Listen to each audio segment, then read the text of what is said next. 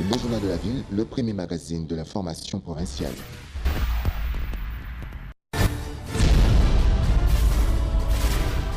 Tout de suite, le journal.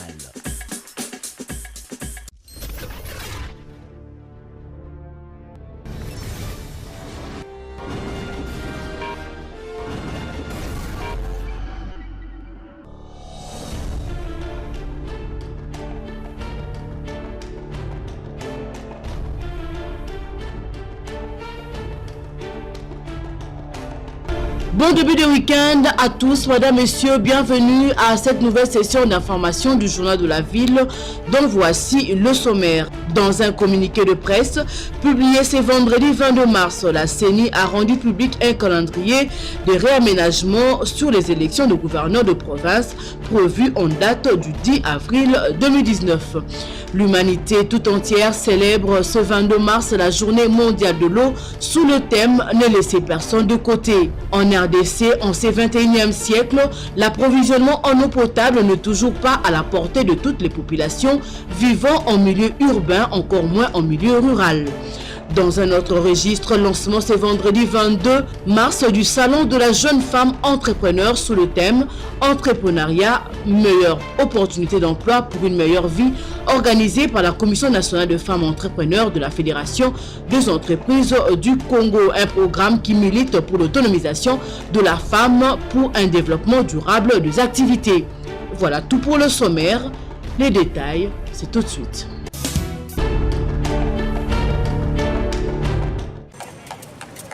Nous sommes ici, entre la commune de Barumbu et Kinshasa, sur les avenues Kabambar et Bokassa, où s'effectuent les travaux de réhabilitation, fruit du programme des 100 jours du président de la République. Effectués par l'OVD, ces travaux consistent à la construction des caniveaux et l'asphaltage de routes. Très satisfaite, la population demande à ce que ces travaux ne s'arrêtent pas seulement sur Kabambar, car il y a plusieurs autres routes dans cette municipalité qui nécessitent la réhabilitation. Nous remercions le chef de l'État pour, dans son projet de 100 jours pour les routes. Vous savez, partout, toute la ville a maintenant dans cet événement un chantier et nous accueillons ça très bien. Nous sommes très émus parce que, vous voyez, on ne savait pas rouler. On ne pouvait pas rouler partout. Le véhicule était endommagé, des rôtilles, de panne à tout moment. Et maintenant qu'on a pris l'option de réhabiliter comme ça, voilà, on n'est pas passé, on a garé même. Et ça fait des bien, mais qu'il les fasse vite quand même. Qu'il les fasse vite pour qu'on ne soit pas pénalisé par rapport au transport. Mais nous sommes contents. Donc c'est peut-être la continuité, mais c'est les sous-communautés.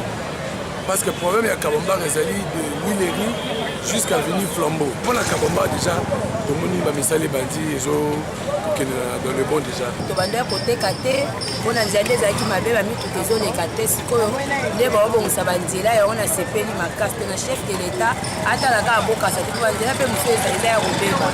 Ata la abonisa nyonso pour tous à la public. Cependant, l'usage de ces tronçons reste interdit jusqu'à la fin des travaux.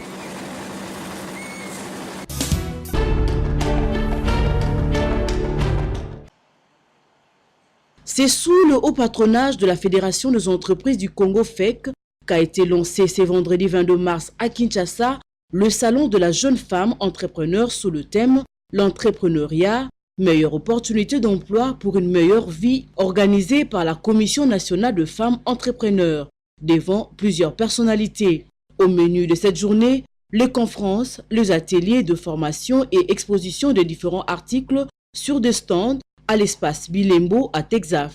Dans son mot de lancement, la vice-présidente de la CNFE s'est réjouie de la matérialisation de ce programme et revient ici sur l'objectif. L'objectif, c'est vraiment sortir la jeune fille de sa situation actuelle et l'aider à créer de l'emploi. Parce qu'aujourd'hui, comme vous pouvez le constater, le taux du chômage monte tous les jours. Donc il n'y a pas assez d'entreprises. Si tout le monde doit chercher du travail, on n'en trouvera pas. Voilà pourquoi on a dit, si les jeunes sortant de l'université créent leur entreprise, elles vont s'associer avec leurs amis, elles vont engager et créer de l'emploi. Voilà ce qui est pour moi le message le plus important. Et évidemment, comme je vous ai dit tout à l'heure, il faudra bien que ces entreprises deviennent membres de la FEC. Les différents partenaires de la FEC se sont tous réjouis de cette initiative, considérée comme une couveuse. Ayant exposé leurs produits, les femmes entrepreneurs ont salué ce programme. Aujourd'hui, nous sommes dans ce salon pour exposer un peu ce que nous faisons et montrer aux autres qu'il est possible d'entreprendre et de réussir ici chez nous en RDC. L'assistance avait aussi bénéficié du partage d'expériences de l'échantillon de femmes entrepreneurs. Donc on revient sur la terre de ses ancêtres et...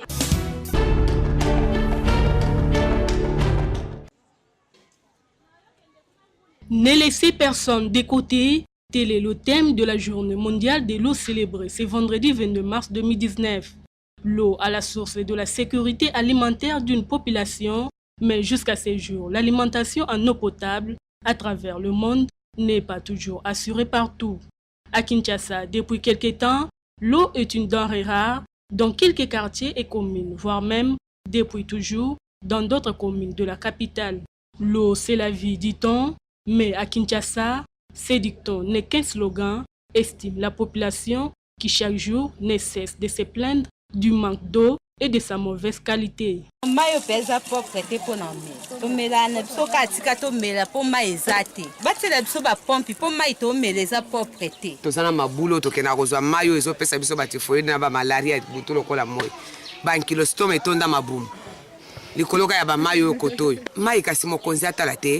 Imoko azwa donc bayebisa biso bazotela biso mai babuki prince siko babuki prince po babongisa baboyi ko bongisa basundola ka bongo mai yango pe malonga ezate depuis na ye awa pompe ezalaka te tosenga ka bagonzi na biso batela biso ba courant ezana courant te mai te abana biso ndenge batanga pasi tomela ka mai oyo tomela ka mai lubwaku nako sukwa bilamba nako lambela ka yango toyebi pompe te ta musu olamuki iner olali 18h pendant la muka iner oya na pompe fungula atalita ata fwa ezate olali buke olamuki 2h ndenge moso to komi 3h biso nyonso libanda.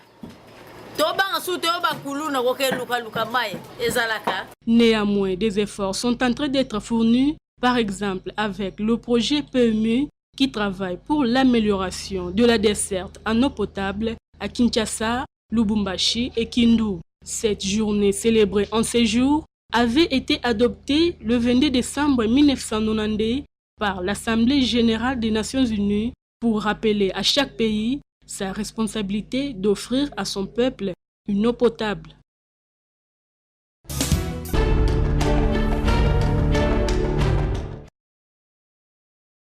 Au cours de la plénière du mercredi 20 mars consacrée à l'examen et à l'adoption, article par article, du règlement intérieur de l'Assemblée nationale, les députés nationaux ont affiché leur opposition à une révision à la baisse de leurs émoluments. L'élu de Luisa, Délice Sanga de l'Alternance pour la République a à cette occasion introduit un amendement pour la réduction sensible des émoluments des députés et le ramener à la hauteur du salaire des secrétaires généraux afin de réduire les inégalités salariales déplorées en RDC. Cependant, la plénière a rejeté cet amendement, estimant que les élus du peuple ne devraient pas seuls subir des réductions du train de vie des institutions, d'où la déception de l'auteur de cet amendement. L'honorable Sesanga s'est dit déçu de constater que les députés nationaux, tant de l'opposition que de la majorité, ne sont pas engagés à consacrer l'essentiel de l'effort national à la reconstruction du pays. Selon cet élu, sans la baisse des émoluments, tout le monde voudra faire la politique pour s'enrichir. Les salaires trop élevés dans la sphère publique font qu'aujourd'hui la politique attire vers elle tous les talents. Tout le monde rêve de devenir politique, non pas pour servir le peuple, mais parce que la politique est la seule voie qui permet un enrichissement rapide, a-t-il dit. Reste à savoir si le président Félix Antoine Tshisekedi va rebondir sur la même proposition avec la baisse des émoluments des députés nationaux. La question de la réduction de train de vie ne concerne pas seulement les députés, le ministre, les mandataires et autres gestionnaires de l'appareil de l'État devront se mettre au même pas que les élus. Qu'à cela ne tient, la réduction des émoluments pourra permettre à la jeunesse de ne toujours pas de rêver à faire la politique.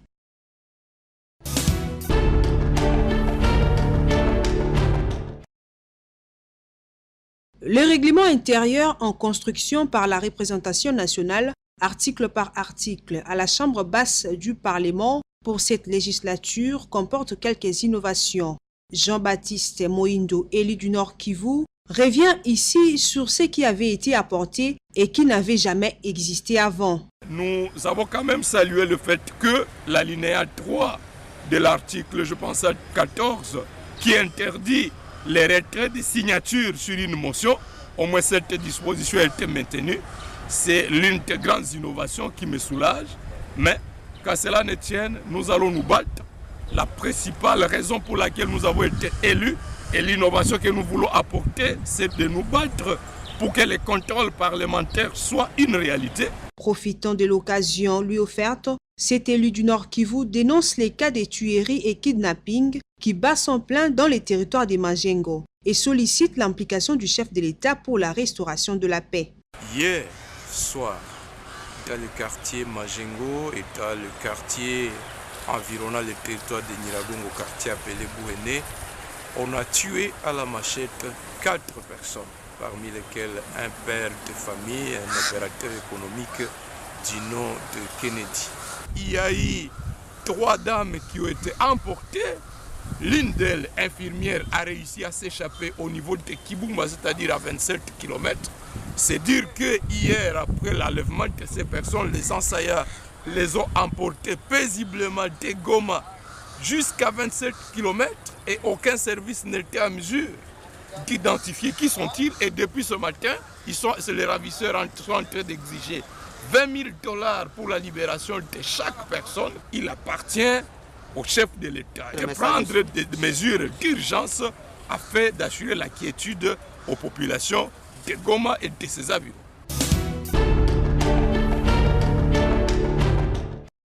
Les États-Unis d'Amérique ont rendu publiques les raisons qui les ont poussés à geler les avoirs du président de la CENI Corneille Nangaa, du vice-président Norbert Basengezi et du conseiller Marcelin Moukoko Basengezi, fils de Norbert Basengezi. Des griefs sont mis à charge de ces trios par les États-Unis à travers un communiqué daté du 21 mars du Trésor américain, à savoir les détournements de fonds opérationnels de la CENI, attribution de contrats et marchés à des sociétés écrans, prise des mesures visant à repousser les élections, fabrication de reçus pour couvrir les écarts de dépenses résultant de l'utilisation des fonds de la CENI à des fins personnelles et versement de pots de vin aux juges de la Cour constitutionnelle afin de faire respecter la décision de la CENI et de retarder les élections de 2016 pour ne citer que cela. Le vice-président de la CENI a aussi été indexé par les pays de l'oncle Sam pour avoir corrompu les enquêteurs convoqués pour mener un audit financier au sein de la CENI. Quant à son fils Marcelin, il est reproché de contourner les procédures de passation de marchés publics pour ses fins lucratives. Au regard de tous ces faits, les USA ont décidé de geler leurs avoirs se trouvant sur le sol américain. Signalons qu'un mois avant, les 3 personnalités s'étaient déjà vues refuser l'entrée aux USA. Ainsi, ces 3 noms s'ajoutent à la longue liste des autorités congolaises vivant sous les coups de sanctions américaines. Mais il serait souhaitable de retourner ces biens mal acquis au trésor public congolais. Le contraire serait une forme d'escroquerie organisée à grande échelle.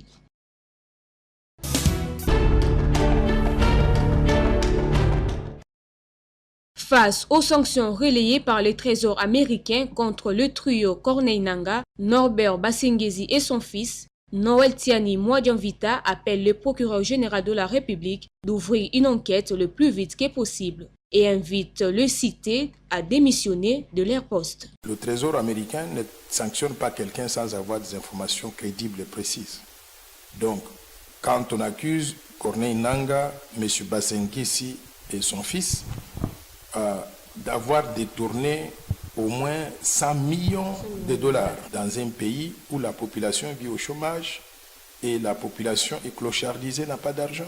Je demande au procureur général de la République qu'il puisse initier une enquête judiciaire contre ces 3 accusés. Je demande donc à M. Nangaa, M. Basengezi et son fils, je leur demande tous de démissionner en attendant les conclusions de cette enquête qui devra soit les condamner, soit les blanchir.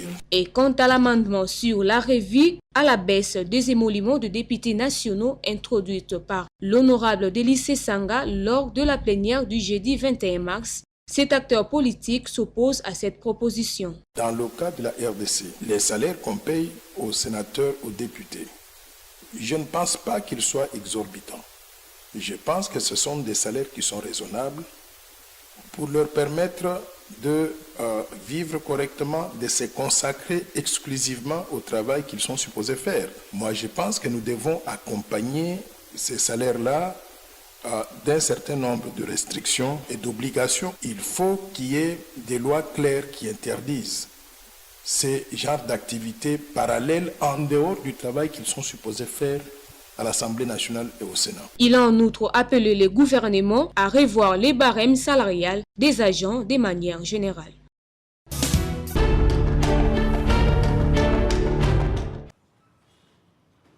Réunis à Kinshasa le jeudi 21 mars, le parti Ensemble Changeons les Congo et SECO, parti cher à Adam Bombolé, salue les mesures prises par le président de la République Félix-Antoine Tshisekedi, suspendant l'installation des sénateurs qui venaient d'être mal élus et le report des élections des gouverneurs. Le parti Ensemble Changeons le Congo constate que certains regroupements et partis politiques ont curieusement versé dans une agitation sans pareille.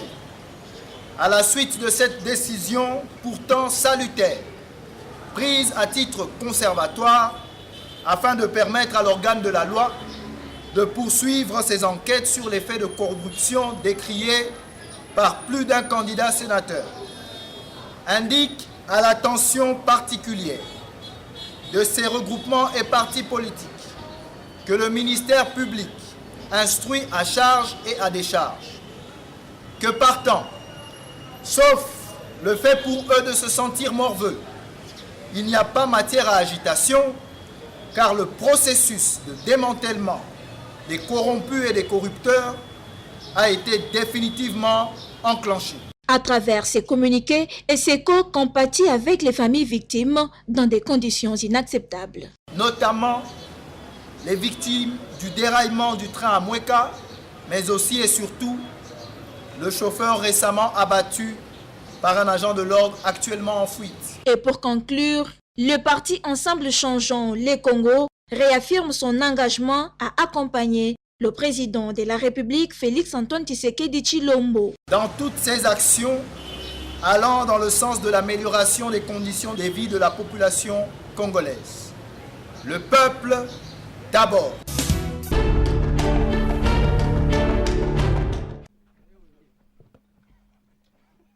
Ça passe ou ça casse, plus que 2 jours nous séparent du match décisif des Léopards de la RDC au stade des Martyrs de la Pentecôte.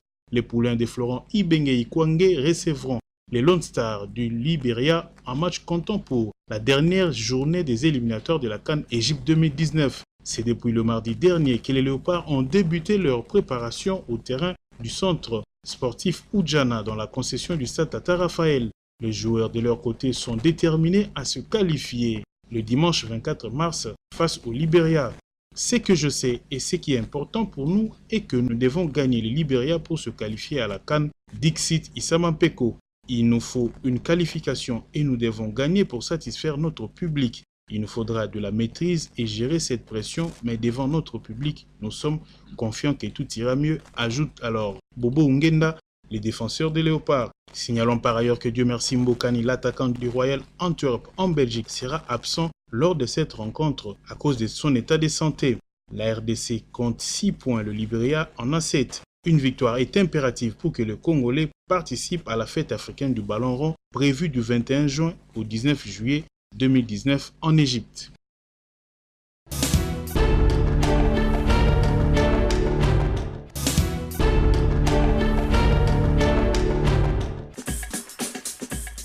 Madame, Messieurs, ce journal est terminé. Merci de l'avoir suivi. Le prochain rendez-vous est fixé pour ce samedi 23 mars. D'ici là, prenez bien soin de vous.